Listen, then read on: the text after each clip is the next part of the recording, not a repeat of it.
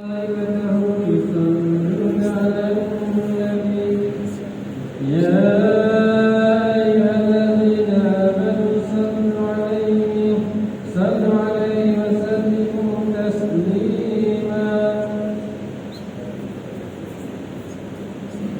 اللهم صل على محمد اللهم صل على سيدنا محمد القائل أعوذ بالله من الشيطان الرجيم بسم الله الرحمن الرحيم يا أيها الذين آمنوا قوا أنفسكم وأهليكم نارا أشهد أن لا إله إلا الله وحده لا شريك له وأشهد أن محمدا عبده ورسوله اللهم صل وسلم على سيدنا محمد وعلى آله وأصحابه أجمعين أما بعد فيا أيها المسلمون اتقوا الله أوصيكم وإياي بتقوى الله فقد فاز المتقون قال الله تعالى يا أيها الذين آمنوا اتقوا الله حق تقاته ولا تموتن إلا وأنتم مسلمون. Sidang jemaah sekalian, saya berpesan kepada diri saya sendiri dan sidang jemaah sekalian untuk bersama-sama bersungguh-sungguh melaksanakan segala perintah Allah Subhanahu wa taala dan meninggalkan segala larangan Allah Subhanahu wa taala. Mudah-mudahan darjat takwa kita semakin meningkat di sisi Allah Subhanahu wa taala. Sidang jemaah sekalian, ibu bapa merupakan ejen pembentukan pribadi muda anak-anak. Amatlah membimbangkan kita.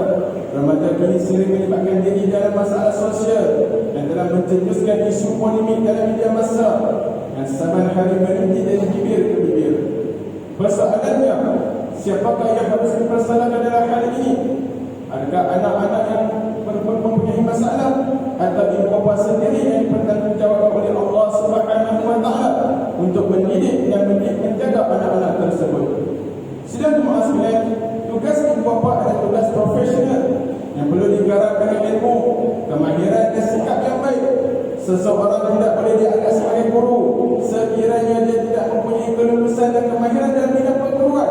Maka begitulah juga ibu bapa tidak boleh dianggap sebagai ibu bapa yang sempurna sekiranya dia gagal mempunyai ilmu pengetahuan, kemahiran yang baik, sikap yang seiring dengan perkembangan semasa yang bertepatan dengan Al-Quran dan Sunnah.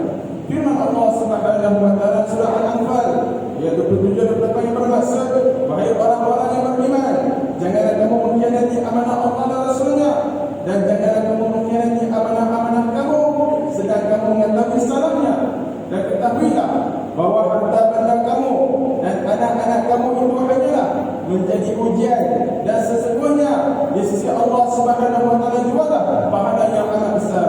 Melebarkan anak sebagai derhaka apabila si anak tidak mendengar kata merupakan amalan negatif masyarakat berkeluarga. Malah ada ibu bapa yang menenteri anaknya, memperli anaknya. Kadang-kadang dapat orang ramai pun boleh kata macam-macam ke anak sampai anak pun sendiri orang kata saya pedang dan kedua dengan berbagai perkara yang memalukan hanya kerana pasal perkara-perkara kecil sahaja tanpa memberi peluang mereka membela diri. Wajarkah kita bertindak sebegitu sebagai ibu bapa? Apakah jalan penyelesaian perlu dilakukan dalam menghadapi situasi seperti ini? Begitulah kita seringkali membahaskan isu berkaitan anak derhaka, namun jarang sekali kita melihat kepada puncanya.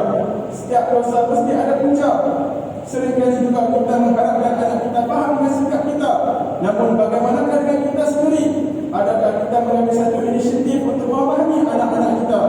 Sudahkah cukup kita menjalani jiwa dan diri anak-anak kita, sedangkan kita sibuk dengan kerja, hingga di rumah juga kita tidak berendahkan telefon bimbit dan sentiasa di tangan kita?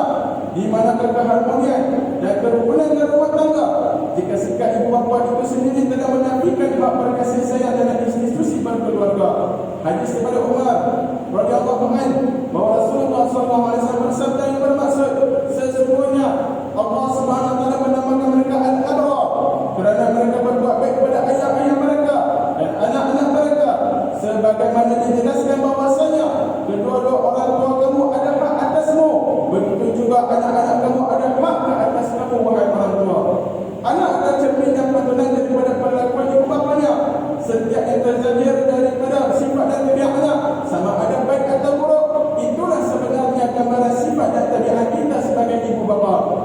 Mendidik anak-anak boleh dilihat sebagai amanah yang sangat mudah. Kita hanya perlu menjadi diri yang lebih baik. Kemudian kebaikan itu dilihat oleh anak-anak kita, lalu diteladani dan dicontohi oleh mereka. Namun mendidik juga boleh dilihat sebagai amanah yang amat berat. Ini kerana bukan mudah untuk memperbaiki diri kita untuk dicontohi oleh anak-anak. Ia perlu proses mujahadah melawan hawa nafsu yang berterusan. Kebanyakan kita masih lagi mengajar, cakap pandai, bukan mengajar anak-anak kita untuk melakukan satu kebaikan. Sebagai contoh, kita suruh anak kita solat, tapi kita sendiri masih kaya dengan aktiviti yang lain. Kita suruh anak kita belajar, tapi kita sendiri kaya tengok TV. Kita suruh anak kita kata-kata pada baik, tapi kita sendiri mencabut merata. Sepatutnya kaedah yang terbaik adalah apa yang kita suruh itulah kita buat dan mengajak mereka bersama-sama dengan kita. Namun hakikatnya yang berlaku sebaliknya, bagai kita mengajar anak yang berjalan betul, itulah perumpamaan yang tepat kepada ibu bapa seperti ini. Memberi nasihat kepada orang lain, tetapi dia sendiri tidak mengamalkannya.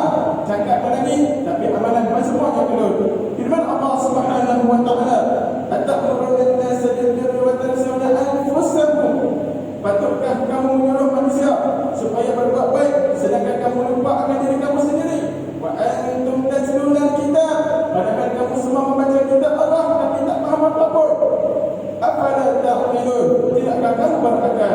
Sidang jemaah sekalian, memenuhi keperluan anak-anak merupakan aspek penting dalam memastikan mereka membesar dalam keadaan seimbang dan bak mereka tidak terabad.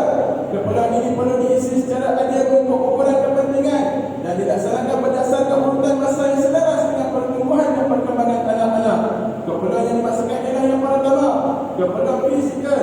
Seseorang bapa haruslah berusaha untuk memenuhi kehendak dan keperluan utama anak-anaknya. Antaranya ialah seperti makan dan minum, pakaian yang baik, tempat tinggal yang baik, kemudahan kesihatan yang baik, kemudahan pengangkutan yang baik, mendorong anak-anak beribadah, membiasakan anak-anak dengan amalan kebersihan, mengatur jaga hariannya dan merawatnya ketika sakit. Yang kedua, keperluan akal. Ibu bapa mesti melengkapkan diri anak-anak dengan ilmu yang sempurna, sama ada fardu ain maupun fardu kifayah. Maka pendidikan Islam telah merumuskan bahawa antara keperluan untuk mengisi keperluan ilmu dan pemikiran adalah menanamkan budaya cintakan ilmu dan adab belajar, menghafaz ayat-ayat Al-Quran dan hadis, memilih guru dan sekolah yang terbaik dan lain-lain lagi. Yang ketiga, keperluan emosi. Perasaan anak-anak perlu dibelai, dihargai dan didengari.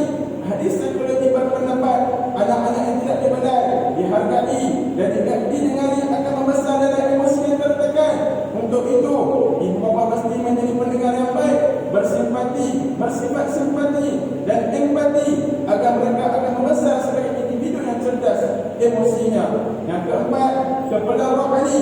Anak-anak wajib dididik dengan soal-soal keimanan, kepercayaan yang mantap pada Allah Subhanahu wa taala, hari akhirat, syurga dan neraka.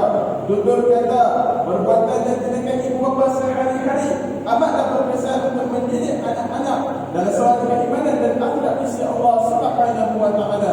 Sidang jemaah sekalian, ibu bapa perlu sedar, anak-anak yang dalam jagaan kita pada hari ini adalah aset kepada kita sendiri.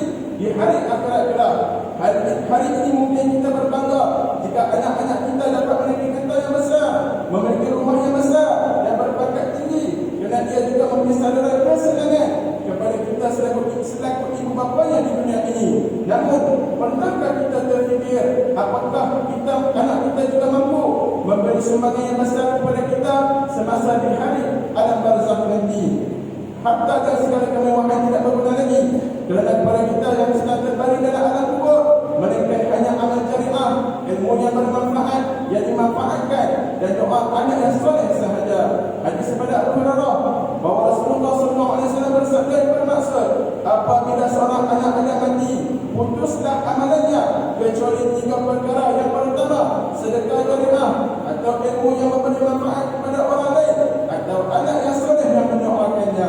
Oleh sebab itu, pada suami isteri yang beriman, peraturan Allah yang disyariatnya perlu ditaati dan dilaksanakan dalam rumah tangganya. Islam bukanlah agama ritual yang bermula pada waktu kelahiran, perkahwinan dan kematian semata-mata, tetapi ia adalah satu cara hidup yang sempurna.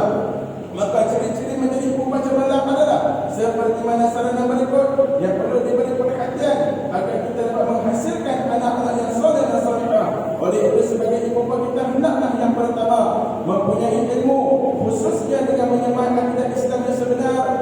jiwa anak-anak kita. Benda yang terbaik akan menjadi anak terdidik dengan akhlak Al-Quran dan menjadikan Nabi sebagai contoh teladan yang terbaik dalam melayani kehidupan di dunia ini.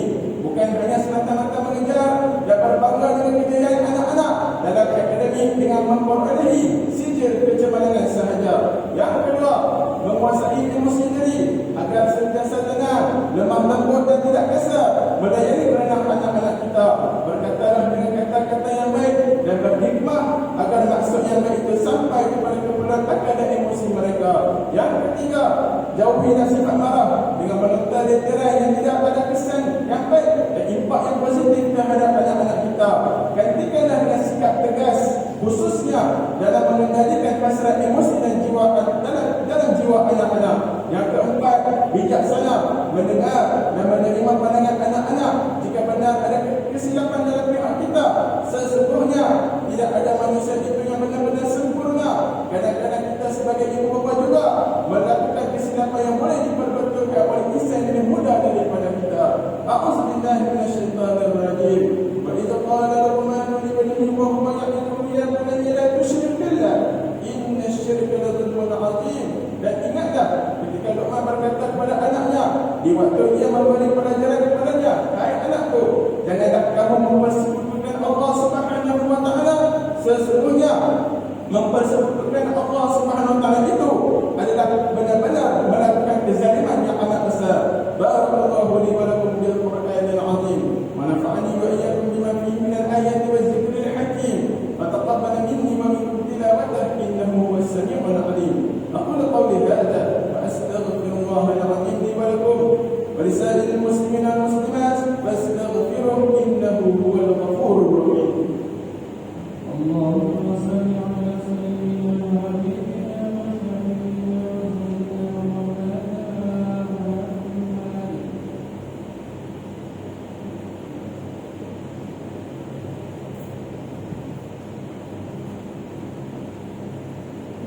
الحمد لله الذي جعل من المسلمين ورزقناه من الطيبات.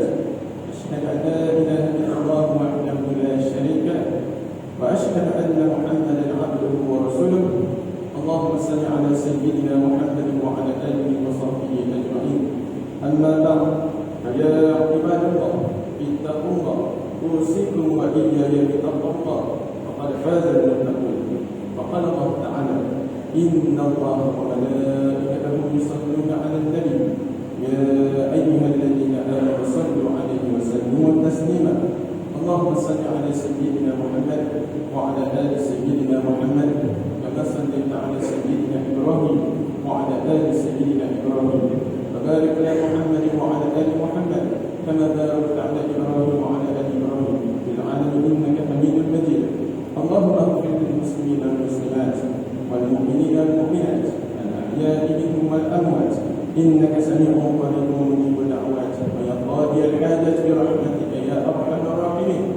اللهم أنزل الرحمة والسكينة والسلامة والعافية على من بنا كبولي معمولة Sri Perdana Bidai Perdana Agung ke-16 Al-Sultan Abdul Mu'addin Al-Mustafa bin Syekh Ini Al-Mahusdah Haji Ahmad Mustahna Binda dan kebawah yang maha mulia Sri Paduka Paduka Raja Pemasyirik Agung Tunku Hajar Azizah Aminah Maimunah Iskandariah binti Al-Mahmud Al-Mutawakkil Allah Sultan Iskandar Al-Haj. Wakadzalika Maulana Tuan Yang Terutama Tuan dan Sri Utama Ahmad Fuzi bin Haji Abdul Razak ini bertuan dari Allahumma ya dafi'ul bala irfa' anna hadzal waba wal bala wal marad wasyada'id wal mihal bidhikra ya latif innaka 'ala kulli shay'in qadir wa bil ijabati jadir. Rabbana hab lana min azwajina wa dhurriyyatina qurrata a'yun waj'alna lil muttaqina imama.